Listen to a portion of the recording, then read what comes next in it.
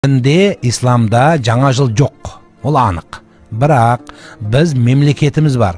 Бізде дінде наурызда жоқ, дінде керек десеңіз конституция күні жоқ, республика күні жоқ. Осының барлығы дінде жоқ деп бәрінің лақтыра беретін болсақ, онда ұлт болмаймыз, ел болмаймыз. Ел кеткеннен кейін тәуелсіздік кетеді, тәуелсіздік кеткеннен кейін біз тауатқан дін кетеді.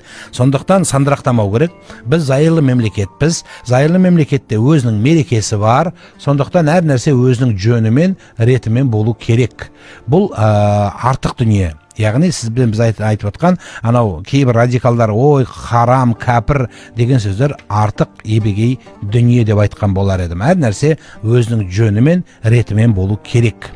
Ал туған күнде жоқ керек десең, сондықтан егер біреу құтты болсын десе, ода тұрған ештеңе жоқ. Жаңа жыл күтсек те келеді, жаңа жыл күтпесек те келеді.